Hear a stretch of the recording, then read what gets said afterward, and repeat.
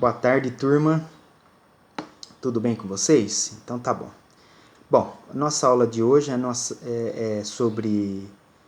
de história, né? Uma aula bem interessante e que tem como título o Brasil Africano, tá? Só que eu vou dividir essa aula em duas partes. Uma essa semana e a segunda parte semana que vem, porque é um texto um pouco extenso, tá? Bom, antes eu gostaria de lembrar vocês que eu vou colocar duas questões depois para vocês responderem na sala de aula, tá? Tudo bem? Então, para o vídeo não ficar muito extenso, eu já vou começar a aula. Então, o Brasil africano, primeira parte. Bom, então o texto começa dizendo o seguinte, né? O texto do nosso livro, tá? Começa dizendo o seguinte, que até aproximadamente 1530, a principal atividade econômica dos portugueses aqui no Brasil era a extração do pau-brasil, realizada pelos que tinha como mão de obra, né, os indígenas. Né? Então, quem realizava esse trabalho de extração do pau-brasil era os indígenas. Então a gente já pode pensar numa coisa, né? Ou seja, os portugueses, os indígenas também foram escravizados pelos portugueses, tá? Então, só para a gente fazer essa rápida observação, né? Então, os africanos foram escravizados, como a gente vai ver no texto? Sim, mas os indígenas também foram, tá? Bom, mas isso aí depois a gente discute. Então, o que o livro vai falar? Ele vai falar o seguinte, que após esses primeiros anos, né, os portugueses decidiram iniciar a colonização do território com o cultivo da cana-de-açúcar e a produção do açúcar para ser vendido, né, para onde? Para a Europa, tá? Por quê? Porque o açúcar o produto açúcar era muito lucrativo. A venda desse produto era muito lucrativa. Não é como é hoje, né? Você vai no supermercado, R$5 você compra um pacote de açúcar. Vamos pensar assim, né? Mas naquela época o açúcar era um produto muito lucrativo. Né? Era um artigo, vamos dizer assim, um artigo meio que de luxo, tá? Bom, então eles começaram, né, o cultivo da cana-de-açúcar, a se apropriar cada vez mais do território brasileiro, né? Mesmo porque, se os portugueses, se porventura eles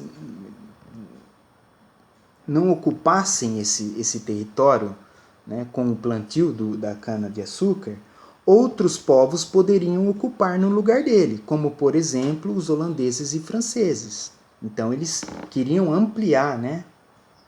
Eles queriam expandir cada vez mais essa ocupação do território brasileiro, tá? Para que outros povos não ocupassem no lugar dele. Bom, como essa atividade açucarena no Brasil tornou-se muito lucrativa, como eu já falei, os colonizadores eles procuravam ampliar essa produção cada vez mais, né? Tá dando lucro, vamos ampliar. Só que para isso eles precisavam do que, gente? Eles precisavam também dispor de mais trabalhadores, né? Se está ampliando, ia precisar de mais gente para trabalhar, né? Na lavoura, nos engenhos, né? E o que eles fizeram? O que os portugueses fizeram? Eles passaram a usar a mão de obra escravizada, trazida, né, de diferentes regiões da África.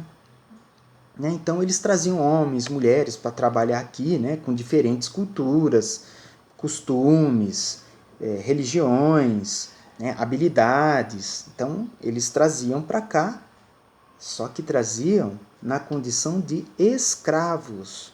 Né? Isso que é importante ressaltar. Né? E aí o livro faz uma discussão um pouco sobre esse tema que é importante, né? Esse assunto que é importante. Né?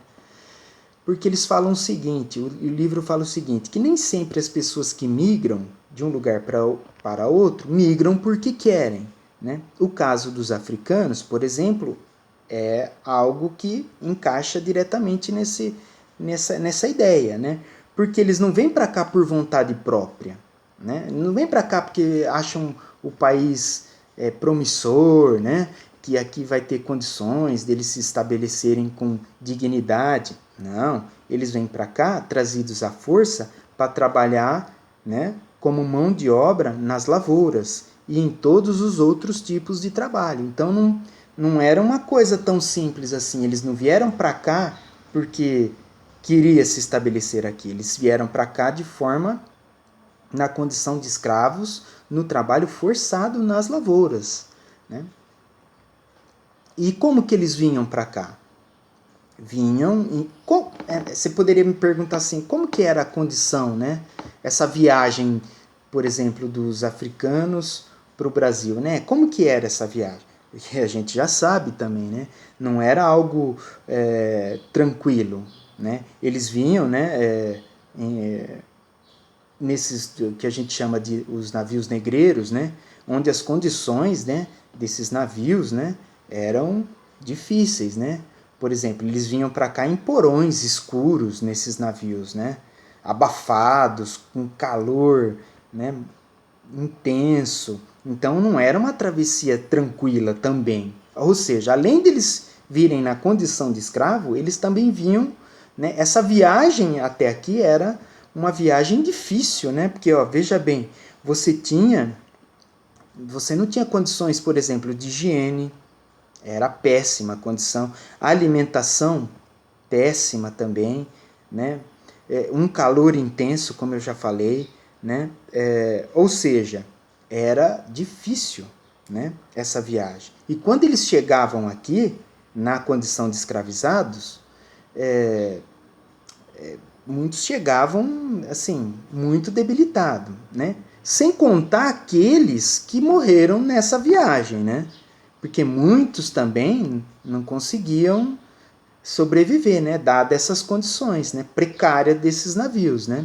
Mas os que chegavam aqui muitas vezes também chegavam assim em condições muito difíceis, né? Chegavam muito fracos, doentes, né? Então, não foi algo tranquilo, né?